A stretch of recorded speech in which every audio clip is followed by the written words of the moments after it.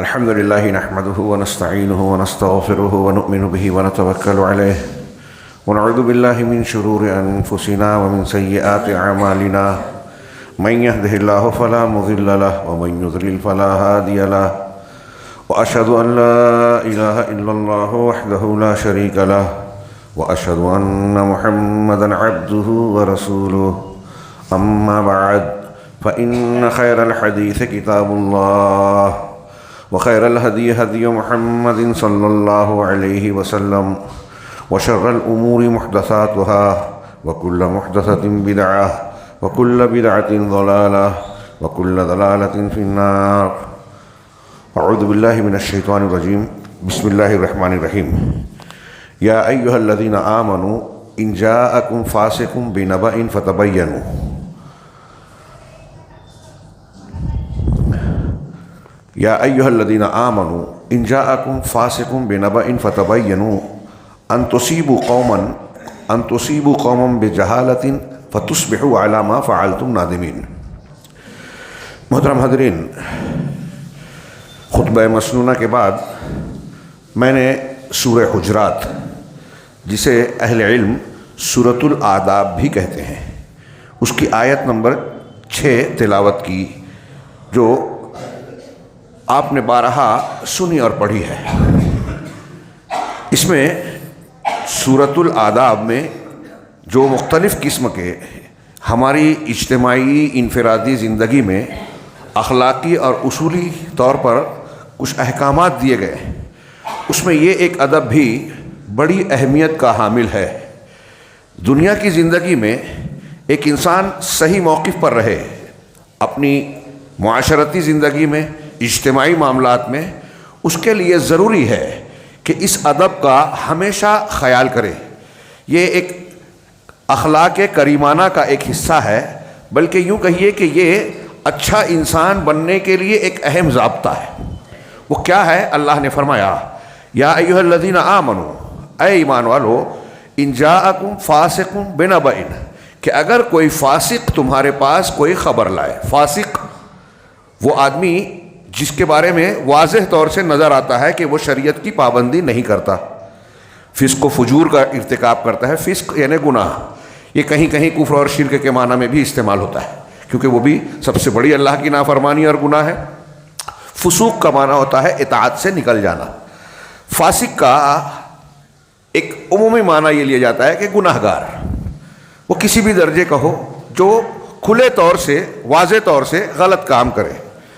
خبروں کے یا ہم جو آیت پڑھ رہے ہیں اس سیاق و سباق میں، اس کو سمجھانے کے لیے ہم اس کا مفہوم یوں کریں کہ ایسا آدمی جس پر اعتماد نہ کیا جا سکے، جو قابل اعتماد نہیں ہے، جس کے بارے میں یہ ڈر ہے، اندیشہ ہے یا لگتا ہے کہ یہ غلط سلط خبریں، بغیر تحقیق کے خبریں سن کر آگے بڑھا سکتا ہے، بیان کر سکتا ہے، کچھ دیکھے کچھ، سمجھے کچھ، بولے کچھ. ایسا ہم روزمرہ کی زندگی میں بہت سے تجربہ کرتے ہیں کہ ایسے لوگ ہوتے ہیں کہ سنتے ہیں کچھ اور بیان کرتے ہیں کچھ اور. تو اللہ تبارک و تعالیٰ نے مسلمانوں کو خاص طور سے ایمان والوں کو خطاب کر کے، ہمارا پروردگار اے ایمان والوں کہہ کے پکار رہا ہے.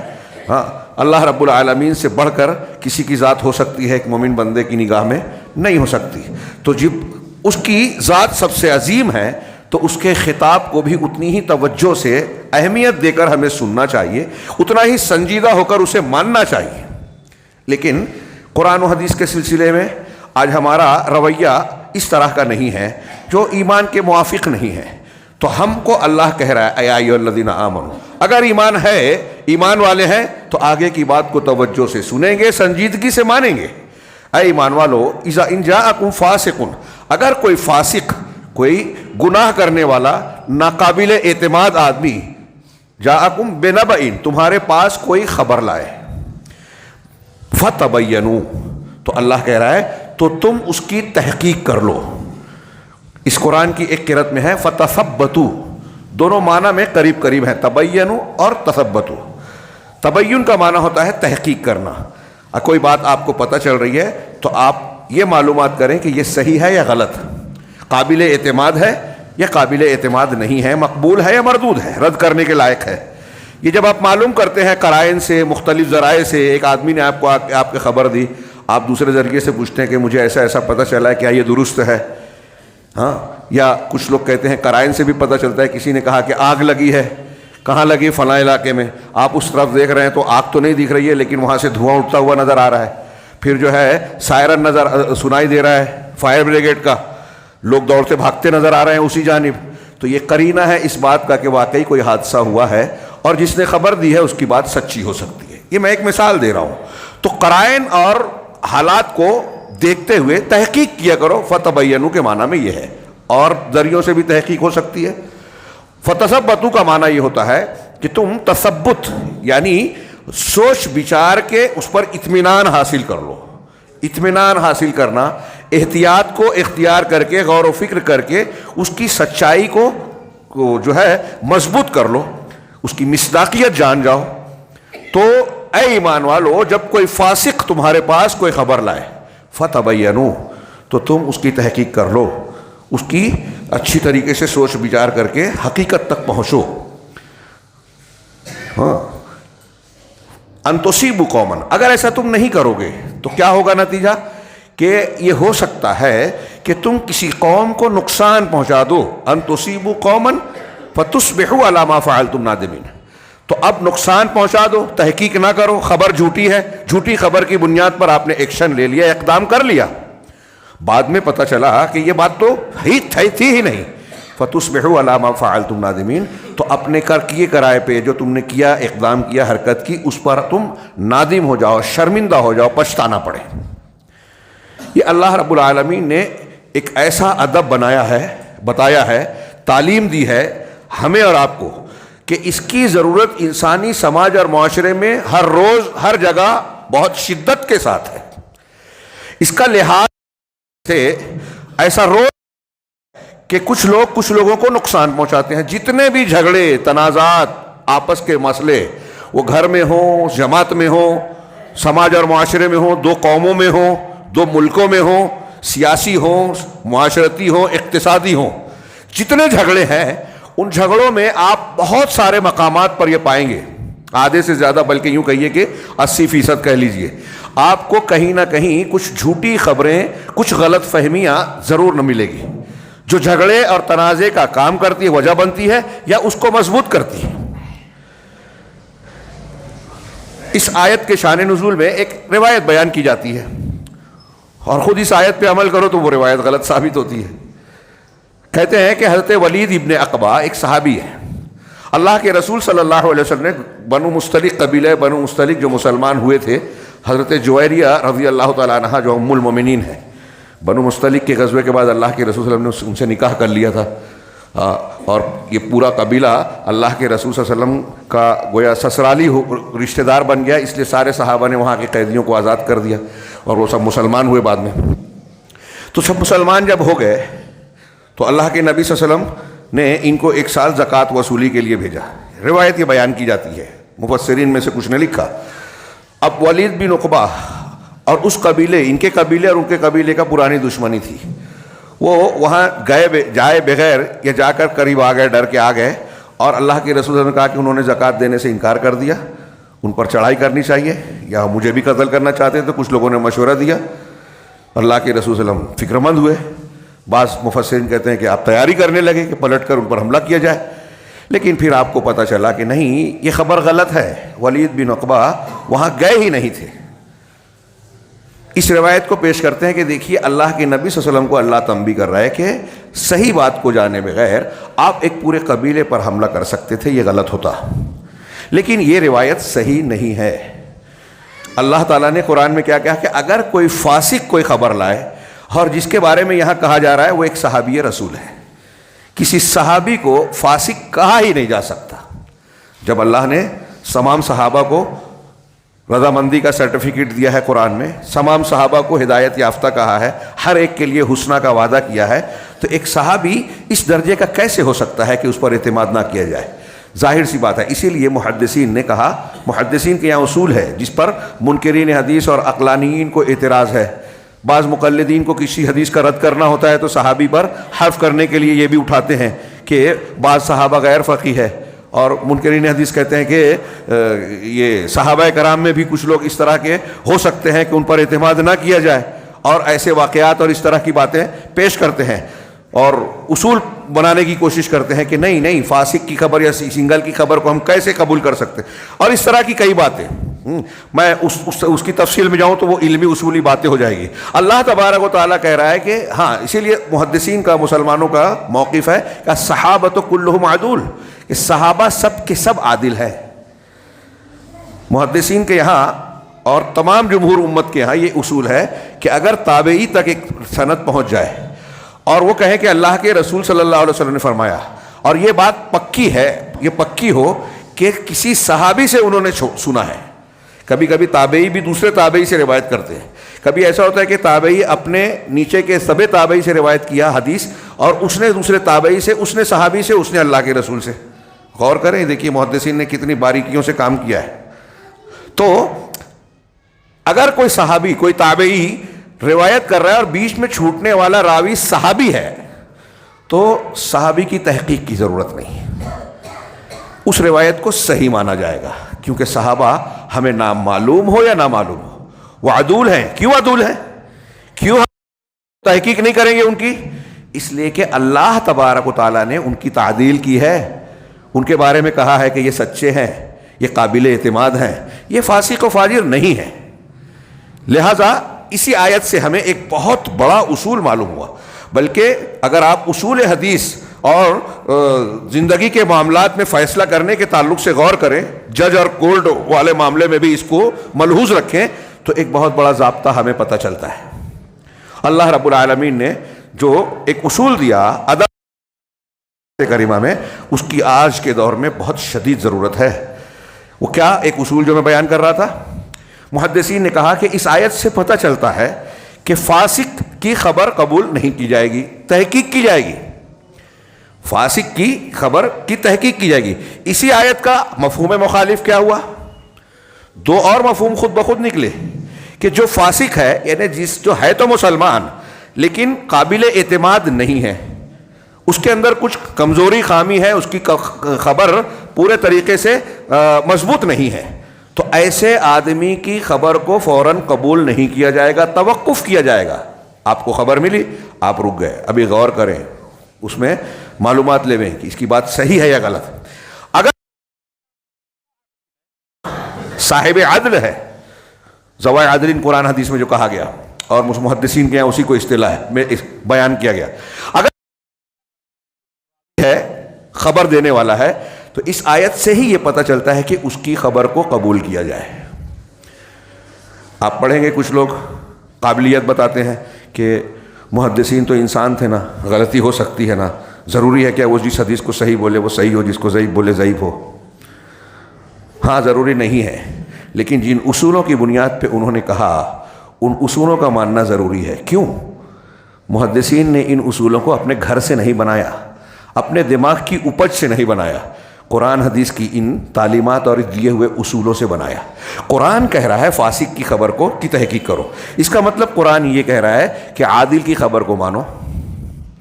یہ صرف اسی آیت میں نہیں ہے، کئی جگہ پہ ہے نا کہ اگر ایسا مسئلہ ہو جائے تو تم میں سے 2 عدل والے گواہی دے. قرض کے لین دین میں 2 عدل والوں کو گواہ بناؤ، سورہ بقرہ کی آیت دین پڑھیے. اگر 2 مرد نہ ملے تو 1 مرد اور 2 اللہ تعالیٰ نے آگے بتایا اسی آیت میں ان تضل احداہما فتذکر احداہما الاخری، کہ اگر ایک عورت بھول جائے لا دے گی. اس سے یہ بھی پتہ چلا کہ جس کے حافظے میں کمزوری ہے وہاں تھوڑا سا تثبت کی ضرورت ہے. اگر حافظہ کمزور ہے تو اب یہ دیکھا جائے گا کہ جو بیان کر رہا ہے وہ بھول سکتا ہے، تو دیکھا جائے کہ دوسرے لوگ اس کی تائید کرتے ہیں کہ نہیں کرتے ہیں. اس میں بھی ایک طریقہ ہے.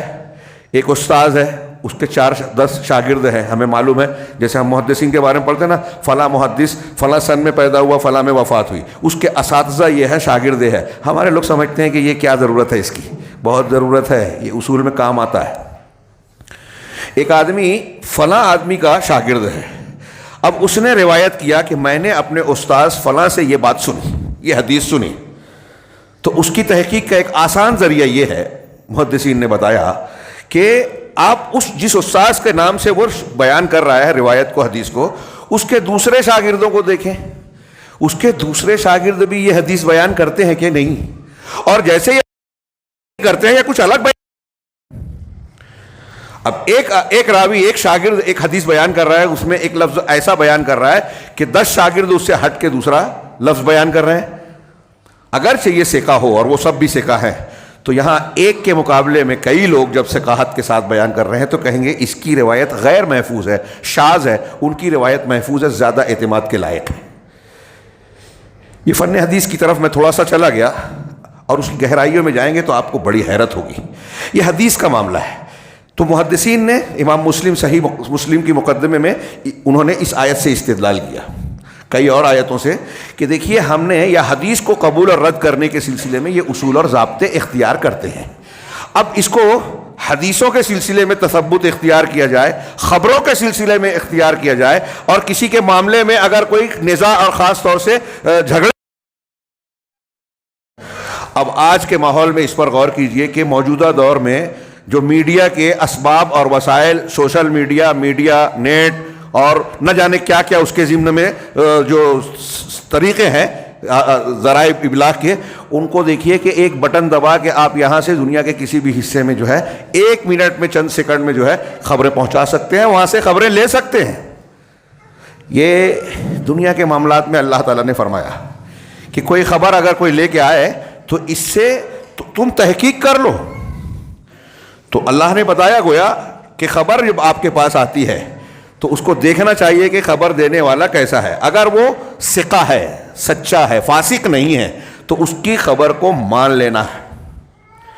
عدالت اور کورٹ میں بھی اس کا لحاظ ہونا چاہیے، لیکن ہمارے ہاں تو جو غیر مسلموں کا سسٹم ہے وہ ان اصولوں کو مانتے ہی نہیں ہیں، لہذا کہاں کہاں ٹھوکریں کھا رہے ہیں۔ جج اور وکیل سب جانتے ہیں کہ باہر کرائے کے گواہ ملتے ہیں، پیسہ دے کے آپ گواہی دلوا دو، لوگ دے دیتے ہیں، وہ جانتے ہیں یہ وہاں گواہ یا گواہی دینے والا کیسا، سچا ہے، جھوٹا ہے، فاسق ہے، اس کا کوئی ہر ایک کی خبر لے رہے ہیں، گواہی قبول کر رہے ہیں، نتیجہ دیکھتے ہیں کہ صحیح کو غلط اور غلط کو صحیح کیسے کیسے فیصلے ہوتے ہیں، مسجد کو مندر اور مسجد کو مندر کو مسجد، اور نہ جانے کیا کیا بنایا جا رہا ہے۔ ہاں، جو جیت رہا ہے اس کو ہرا دیتے ہیں، جو ہار رہا ہے اس کو جتا دیتے ہیں، سارے عدل و انصاف کے تقاضے کا قتل اور خون ہو جاتا ہے۔ یہ ایک قاعدہ۔ اللہ تبارک و تعالیٰ نے کہا کہ فاسق کی بات کی تحقیق کرو، اس کا مطلب سچا آدمی خبر لائے تو بغیر تحقیق کے مان لو، ایک بات، اور جھوٹا ایک ہے سچا، اس کی ماننی ہے، ایک ہے فاسق، اس کی تحقیق کرنی ہے، توقف کر کے، نہ اس کا رد کریں گے نہ قبول کریں گے جب تک کہ معلوم نہ کر لے کہ صحیح ہے یا غلط۔ اور ایک وہ ہے جو واضح ہے کہ یہ جھوٹا، جھوٹی گواہی دیتا ہے، کورٹ کے باہر ہو، سماج اور معاشرے میں ہو، یہ جھوٹ بولتا ہے، معاملہ کی خبر کو نہیں اس کی خبر قابل اعتماد نہیں ہے۔ ہمارے یہاں آج دیکھیے سماجی زندگی میں دیکھیے ایک آدمی بار بار اور لوگ پھر بھی مان لیتے ہیں اس کی بات۔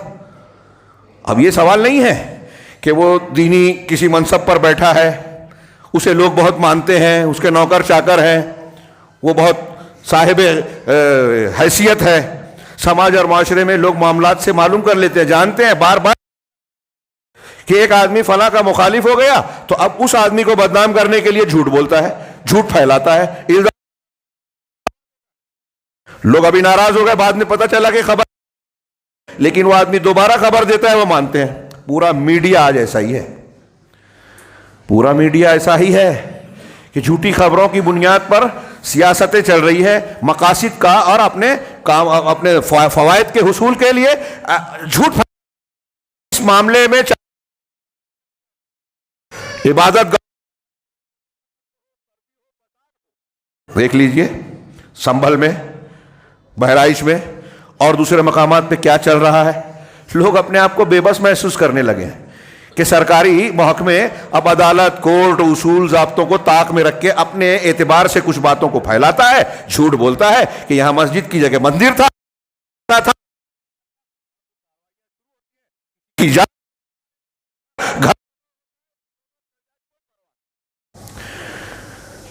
ان کے پاس تو یہ اصول ہے نہیں۔ ہم تو مسلمان ہیں، ہم کو اللہ کہہ رہا ہے تو ہم یہ مانتے ہیں، لیکن کیا ہم اس پر عمل کرتے ہیں؟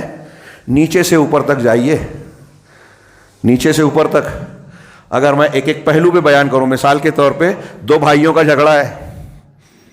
ایک آدمی آگے کہتا ہے ارے تم کو گالی دے رہا تھا، ہم غصے میں آ گئے، تیش میں آ گئے، پھول گئے. میاں بیوی کا جھگڑا ہے،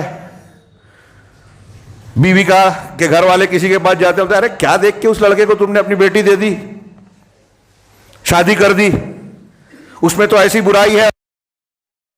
جھوٹ بولتا ہے وہ، کیونکہ اس کو اس سے نفرت ہے. میں ہر جگہ نہیں کہتا ہوں، ایک مثال دے رہا ہوں. ایسا ہوتا ہے، ہو سکتا ہے خواتین میں زیادہ میں اس قسم کے معاملات میں. تو دو میاں بیوی کا جھگڑا ہو، دو بھائیوں کا جھگڑا، گروہوں کا جھگڑا، ایک ذمہ دار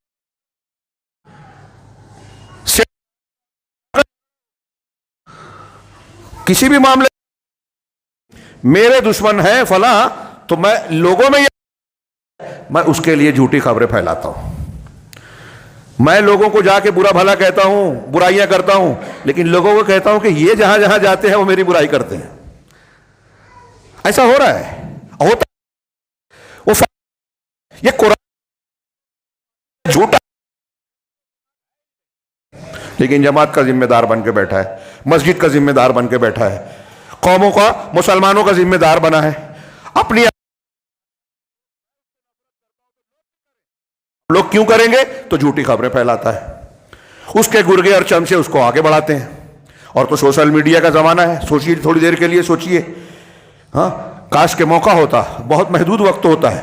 آپ سیرت کے اور تاریخ کے واقعات، ام المومنین حضرت عائشہ صدیقہ رضی اللہ تعالیٰ عنہ پر الزام لگایا گیا، منافقین نے اس کو خوب اچھالا. ایک کتنا لمبا پیریڈ، تقریباً 25 دن، مہینہ بھر یہ الزام تراشیاں، نبی کریم صلی اللہ علیہ وسلم اس کی تحقیق کرتے رہے. حضرت عائشہ کو کئی دنوں تک پتہ ہی نہیں تھا. جب پتہ چلا تو گھر چلی گئی، اور جس دن سے پتہ چلا اس دن سے جو روتی ہیں، کہتے ہیں وہ ان کا جملہ ہے بخاری کی روایت میں کہ میں نے نیند کا سرما نہیں لایا، اور مجھے یقین تھا کہ اللہ سچ کو کھولے گا. لیکن میں یہ نہیں سمجھتی تھی، اپنی اتنی حیثیت نہیں سمجھتی تھی کہ اللہ تعالیٰ میرے بارے میں قرآن کی آیتیں نازل کرے گا. قرآن کی آیتیں نازل ہوئی، جھوٹے بے نقاب ہوئے. اس میں جو سچے مسلمان تھے کچھ بہہ گئے تھے. حمنہ بنت جہش حضرت زینب کی بہن تھی، صحابیہ تھی رضی اللہ عنہا. ہاں، حضرت حسان بن ثابت رضی اللہ تعالیٰ عنہ، مصطح بن اساسہ جن کو حضرت ابوبکر صدیق کے رشتہ دار تھے اور حضرت ابوبکر صدیق وظیفہ دیتے تھے، یہ بھی بہہ گئے تھے اس الزام تراشی میں. تو ان کو 80 کوڑے کی سزا دی گئی، 80 کوڑے مارے گئے. تھوڑی دیر کے لیے سوچئے کہ اس جھوٹی خبر کا مقصد کیا تھا، اس جھوٹی خبر کا حاصل کیا تھا. اس خبر سے حضرت عائشہ ام المومنین کو رضی اللہ تعالیٰ عنہ کو جو نشانہ بنایا گیا، اس سے مقصود ٹارگٹ اللہ کے رسول صلی اللہ علیہ وسلم تھے. اللہ کے نبی جناب محمد رسول اللہ صلی اللہ علیہ وسلم کا خاندان ایسے کردار کا اگر حامل ہو تو یہ آپ کے لیے انتہائی بے عزتی کی بات تھی. جناب محمد رسول اللہ صلی اللہ علیہ وسلم ناقابل اعتماد یا قابل مذمت قرار پاتے اگر یہ خبر مان لی جاتی، صحیح ہوتی. اللہ تعالیٰ نے ام المومنین حضرت عائشہ اور نبی صلی اللہ علیہ وسلم کے خانوادے کی بھی تطہیر فرمائی کہ یہ دامن ایسے داغ دبوں سے بہت صاف ہے، بہت اونچا ہے نا. جھوٹی خبر کا ایک پہلو بتا رہا ہوں، ایک نتیجہ بتا رہا ہوں. ایسے تاریخ میں کتنے واقعات، ابھی تازہ موقع نہیں ہے، بیل بج گئی. آپ دیکھیے، جب کچھ سالوں پہلے عراق پر حملہ کیا امریکہ، یورپ اور اتحادی ملکوں نے مل کر، تو بنیاد کیا بنائی، اس کو کیا بنائی گئی؟ بنیاد یہ بنائی گئی کہ صدام حسین کے پاس دنیا کو نقصان پہنچانے والے بڑے مہلک جوہری ہتھیار ہیں، نیوکلیئر ہتھیار ہیں، اور فلاں ہیں اور فلاں ہیں، جس سے پوری دنیا کو خطرہ ہے. ان کے پاس ہے تو خطرہ نہیں ہے، ان کے علاوہ کسی کے پاس ہوتا ہے تو خطرہ ہوتا ہے. اس سے پوری دنیا کو خطرہ ہے. پھر اس کو ہری جھنڈی دے کے کویت پہ حملہ کروایا، امریکہ نے اکسایا، خبریں موجود ہے، ریکارڈ موجود ہے، اور پھر اس کی اینٹ سے اینٹ بجا دی گئی. اسی واقعے میں، ایکشن میں لاکھوں عراقیوں کو شہید کیا گیا، مارا گیا، لائبریریاں لوٹی گئی، وہاں کے سامان لوٹے گئے، کتابیں منتقل کی گئی، وہاں کے علماء، بڑے بڑے ٹیچرز سائنٹسٹوں کو مارا گیا. آج بھی یہ سلسلہ جاری ہے. عراق کے بہت سے علماء عراق چھوڑ کے بھاگے ہوئے ہیں, روپوش ہیں. ہمیں وہ خبریں نہیں ملتی. ہمیں وہ خبریں پہنچتی ہیں فاسقوں کی جو یہودی پہنچاتے ہیں. فاسقوں کی خبر ہم مانتے ہیں, مومن خبر دیتا ہے نہیں مانتے. اب اس کی ایک بہت بڑی مثال یہ لیجئے, جیسے وہ ہے بعد میں جو میں نے بتا رہا تھا, بعد میں خود امریکہ اور یورپ نے یہ تسلیم کیا کہ نہیں وہ صدام حسین کے پاس مہلک ہتھیار ہونے کی جو بات تھی وہ صحیح نہیں ہے, غلط نکلی. ایک غلط خبر پر آپ نے ایک پورے ملک کی اینٹ سے اینٹ بجا دی. صرف 2 جملہ کہہ دیا تو اتنی جانیں حکومت گئی. صدام حسین جو بھی تھا وہاں قوت تھی, استحکام تھا. آج وہاں آج کی تاریخ میں سنی محفوظ نہیں ہے, علماء سنی محفوظ نہیں ہے. شیعہ امریکیوں اور غیر مسلم قوموں طاقتوں کے ساتھ مل کے سنیوں کو قتل کرتے ہیں. سلسلہ جاری ہے. شام میں گزشتہ 8-10 سالوں میں آپ دیکھیں گے تو 20-25 لاکھ کی تعداد ہو گئی ہوگی, کچھ کم زیادہ ہوگی, میں ایک دم ایگزیکٹ فگر نہیں. کچھ سالوں پہلے تک یعنی 2 سال پہلے تک 8 لاکھ 10 لاکھ سے اوپر ہو چکے تھے. سنیوں کو مارا جاتا ہے. ہم فلسطین کا رونا رو رہے ہیں, وہ بھی ظلم ہے. احواز میں کیا ہو رہا ہے ہم تک خبر ہی نہیں پہنچتی.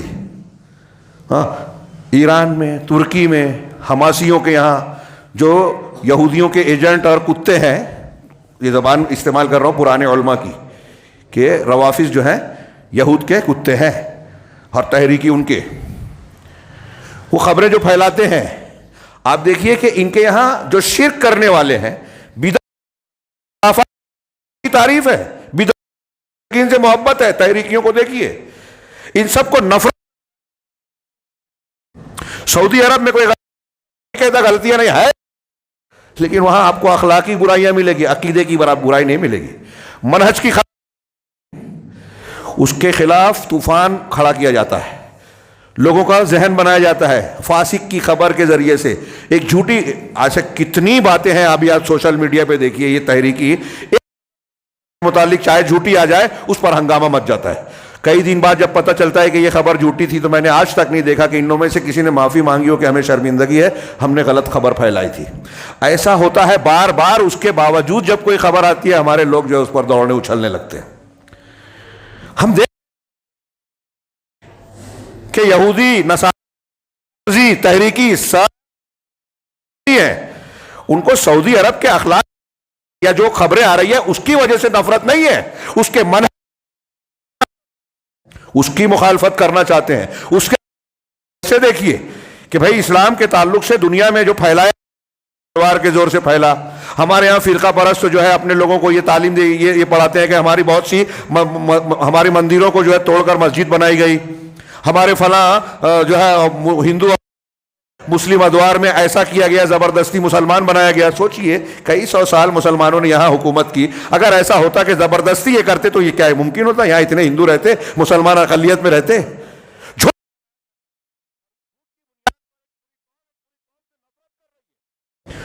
بلڈوزر چلتا ہے تو لوگ تالی بجا رہے ہیں, کسی کا گھر, کسی کے بچے کو جلایا, خوشی انسانیت ہے نہیں. لیکن یہ کیوں ہوا؟ یہ اس لیے ہوا کہ مسلمانوں کے تعلق سے اتنی نفرت کو پیدا کرنے کے لیے جھوٹی خبروں, غلط تاریخ میں جھوٹ ایک تسلسل کے. آج میڈیا میں وہی خبریں آتی ہیں دنیا کے سامنے, صرف مسلمانوں کے نہیں, دنیا کے سامنے, جو دنیا کی طاقتیں چاہتی ہیں کہ یہ خبریں لوگوں تک پہنچے. اور اس خبر اب اگر اس آیت پر عمل کرنے لگے, دنیا قرآن نہیں مانتی, مسلمان اور ہم اور آپ تو مانتے ہیں, کیا ہم یہ عمل کرتے ہیں؟ ہم اپنے گھر میں نہیں کرتے, اپنی جماعت میں نہیں کرتے. ایک عالم آپ کے بیچ میں زندگی گزار رہا ہے, آپ دیکھتے ہیں, سمجھتے ہیں, کسی کا اس سے جھگڑا ہوتا ہے, وہ اس کو بدنام کرنا شروع کرتا ہے, آپ مان لیتے ہیں. آپ گھر بیٹھ آپ سمجھتے ہیں کوئی میرا فریضہ نہیں ہے, ان کا اور ان کا جھگڑا ہے. اس عالم کی غلطی یہ ہے کہ وہ عالم ہے, اس عالم کی غلطی ہے کہ اس نے آپ کے درمیان میں کام کیا, جماعت کے لیے کام کر رہا ہے, تو آپ کا تو کوئی فرض ہے. میں یہ کہتا ہوں ہمیشہ کہ ہم آپس میں جو معاملہ کرتے ہیں نا, آپس میں جو معاملہ کرتے ہیں یہی ہمارے اوپر ہوتا ہے. اگر آج سنبھل میں یہ بولا گیا کہ بھائی سروے رپورٹ حکومت نے سارا تعجب خیز معاملہ ہے. غیر مسلموں میں بھی لوگ حیرت کر رہے ہیں کہ صبح میں جو ہے پٹیشن داخل کی جاتی ہے کہ جامع مسجد یہاں کی جو تاریخی مسجد ہے آثار قدیمہ کا حصہ ہے, کہہ رہے ہیں کہ یہاں مندر تھا. شام ہونے تک جو ہے سروے کی کا آرڈر ملتا ہے, 1 گھنٹے میں کمیٹی پہنچتی ہے, ہو جاتا ہے. پھر 2 بار جلوس جاتا ہے, جلوس میں نعرے اس کے بعد جب پتھر مارا گیا سرچ وارنٹ کے سی سی ٹی وی دیکھ کر ہم لیکن یہ معلوم کریں گے کہ کون کون لوگ پتھراؤ کر رہے تھے. تلاش جاری ہے, پوسٹر چھپنے والا ہے, آج کی خبر ہے. اور یہ مسلمانوں کے تعلق جو نعرے لگا رہے تھے ہم نے کہا اس کا کوئی معاملہ نہیں. کیا بنیاد ہے؟ یہاں مندر تھا. ہاں زیادہ تر یہ کہ صحیح غلط بابری مسجد کا معاملہ کتنا لمبا چلا. قانون بنا تھا 91 میں کہ اس معاملے کے بعد کوئی مذہبی مقام کے سلسلے میں اب یہ بحث نہیں ہوگی. کسی مذہبی مقام کے سلسلے میں اب یہ بحث نہیں ہوگی. 1947 میں آزادی کے بعد جس مذہبی مقام کی جو حیثیت تھی, ہاں قانون میں کیریکٹر کا لفظ ہے, جو کیریکٹر تھا اس کو برقرار رکھا جائے گا. لیکن متھرا یہ گیان واپی مسجد کے سلسلے میں چیف جسٹس جو اس وقت کے تھے ابھی جو ریٹائر ہو گئے, انہوں نے کہا کہ نہیں سروے کرنے میں کوئی دقت نہیں, آپ سارے روک سروے کی بار یعنی جہاں دیکھیے وہاں پٹیشن داخل کی جا رہی ہے اور نچلی عدالتیں سروے کا آرڈر دے رہی ہیں, ماحول خراب کیا جاتا ہے, سیاسی روٹیاں سیکی جا رہی ہے اور اپنی غلطیوں کو چھپانے کے لیے مسلمانوں کو آرام سے یوز کیا جاتا ہے. اور ہم یوز ہوتے ہیں, اپنے آپ کو بے بس سمجھتے ہیں, لیکن یہ بے بسی ایسے ہی نہیں ہے. میں یہ کہنا چاہتا ہوں کہ اگر آپ کو اور ہم کو یہ دکھ رہا ہے کہ مسلمانوں کے بارے میں یہ جو غلط تاریخ بیان کی جاتی ہے کہ مسلمانوں نے یہاں کے غیر مسلموں پر ظلم کیا تھا, صحیح نہیں ہے, لیکن ہندوؤں کو تو بولا جا رہا ہے اور وہ بغیر تحقیق کے مان رہے ہیں. یہاں یہ تحقیق بولا جاتا ہے کہ غیر مسلم عورتوں کی عزتوں کو پامال کرتے تھے, وہ مان رہے ہیں, ہم کہہ رہے ہیں غلط ہے. وہ کہہ رہے ہیں پوری دنیا میں پھیلایا, انہوں نے تلوار جانتے ہیں, تاریخ کی حقیقت محفوظ ہے کہ یہ جھوٹ ہے, غلط. اسلام اپنی فطری تعلیمات, اچھی تعلیمات کی لیکن غیر مسلم اسی کو مان رہا ہے جو پھیلایا جا رہا ہے کیونکہ وہ تحقیق نہیں کرتا. مسلمان اب ایسے بھی غیر مسلم ہو گئے جو جناب محمد رسول اللہ صلی اللہ علیہ وسلم کی شان میں گستاخیاں کرتے ہیں, انتہا پسندی اور نہ جانے کیا کیا کیسے کیسے قسم کے الزامات دیتے ہیں. ہم یہ جانتے ہیں, سمجھتے ہیں, مانتے ہیں, عقیدہ کہ آپ سے زیادہ محبت کی تعلیم دینے والا, امن کو پھیلانے والا, درگزر کرنے والا میں کوئی انسان پیدا ہی نہیں ہوا. لیکن وہ نہیں مان رہے. کیوں؟ ان کو ایسا بتایا گیا ہے. ہم یہ جانتے ہیں کہ اگر وہ سیرت رسول پڑھیں گے تو خود مانیں گے کہ نہیں یہ بات تو غلط ہے, لیکن ابھی تو پھیلایا جا رہا ہے کہ محمد صلی اللہ علیہ وسلم کی تعلیمات ایسی ہیں. اب ہم کیا کر رہے ہیں؟ غلط خبر پھیلائی جاتی ہے تو ہم اس کی تردید کرتے ہیں. جیسے ہم آپس میں ہے نا, آپ کے بارے میں اگر کوئی غلط, مجھے پتا ہے کہ غلط ہے آپ کے بارے میں, لیکن آپ کی عزت سے کھیلا, آپ کا دفاع نہیں کرتا. وہ حدیث ہے کہ اگر کسی مسلمان کی بے عزتی کی جا رہی ہے کہیں, ہاں آپ اس کا دفاع کر سکتے ہیں یا ہے موجود اور کرنا چاہیے, اور وہاں آپ اس کا ساتھ نہیں دیتے تو آپ جگہ پر جب بے عزتی ہوگی, ذلت اور پریشانی کا معاملہ ہوگا تو اللہ آپ کی مدد نہیں کرے گا. آپ کسی بلڈوزر کو روک سکتے ہیں, نہیں روکتے تو آپ کے گھر پہ بلڈوزر چلے گا, اللہ نہیں بچائے گا. یہ میں سمجھانے کے لیے مثال دے رہا ہوں. تو اب جب ہمارا معاملہ یہ ہے کہ ہم اس پر خود مسلمان ہو کے عمل نہیں کرتے, ہاں کوئی دن ایسا نہیں ہوتا ہے.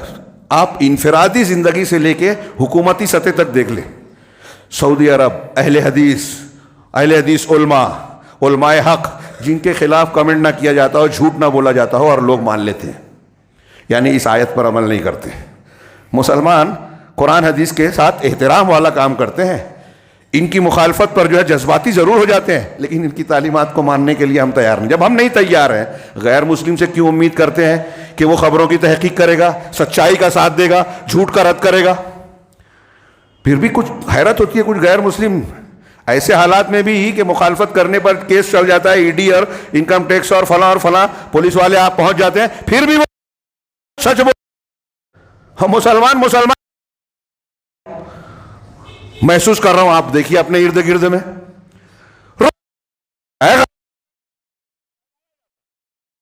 اب اس آیت کی روشنی میں غور کیجئے کہ ہم روزانہ موبائل پہ کتنی غلط خبریں آتی ہیں, ہم تحقیق نہیں کرتے. پتہ چلتا ہے کہ موبائل پر جھوٹی اور غلط خبریں پھیلائی جاتی ہیں, फेक आईडी से लोग चीजें फैलाते हैं, झूठी शनाख्त, लेकिन हमारे पास खबर आती है हम उसे फॉरवर्ड कर देते हैं, और वो चाहते हैं कि आप फॉरवर्ड करें। अल्लाह के रसूल की गुस्ताखी की खबर आ गई, अहले हदीस उलमा सऊदी अरब के खिलाफ कोई खबर आ गई, हाँ, ट्यूनिस का कोई मामला हुआ, वाक़या हुआ, मीडिया पे डाला कि देखो रियाज में हो रहा है, और लोग सऊदी अरब को गाली देना शुरू कर देते। रेडीमेड वहाँ हथियार हैं। एक कौम है जिसने जहन बना दिया, मीडिया में भी वो खबरें आती नहीं है जो सऊदी अरब की और उनकी हकीकत, उनके कारनामों को बयान करे, क्योंकि मीडिया पर या तो यहूदियों का कब्जा है या हमारे यहाँ राफजियों का, और वो कभी अच्छों को झूठ उनके दोनों के दीन की बुनियाद, और करने वाला कुरान,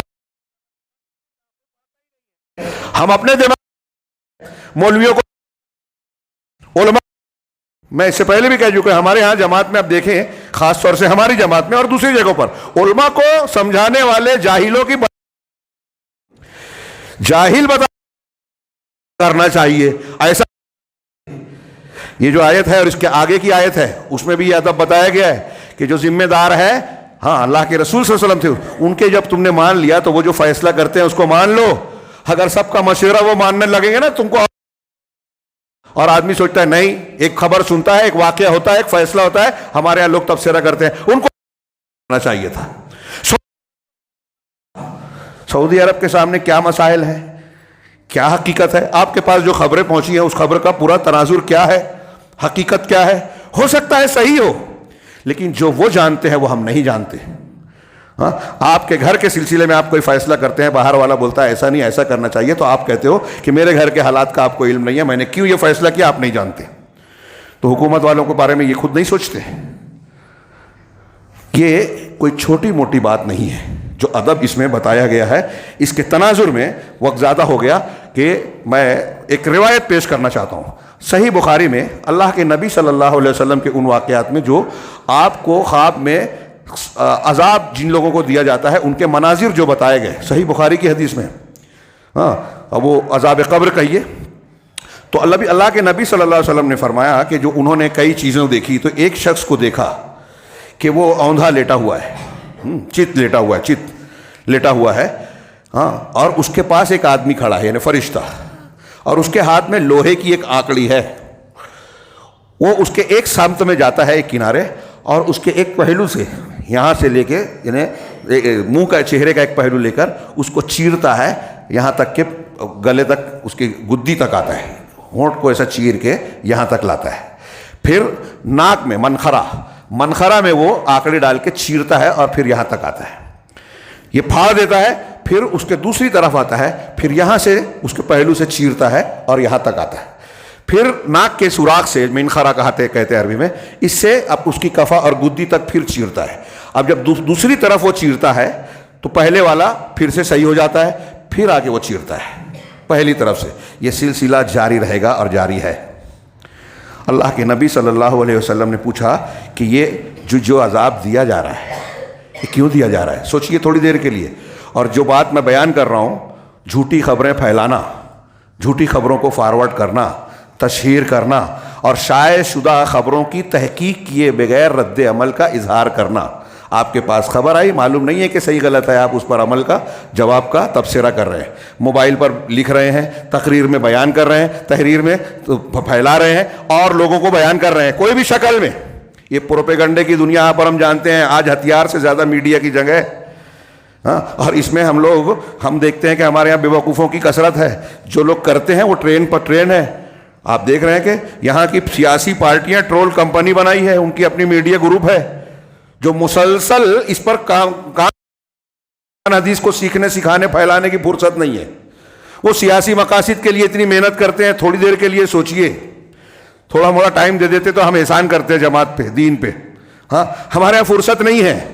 और उनके यहाँ कई लाख सिर्फ तबसरा करने के लिए, मुरासला लिखने के लिए, अखबारात में लिखने के लिए और खिलाफ लिखने वालों को तरबियत, यहां झूठ को झूठा बनाते हैं।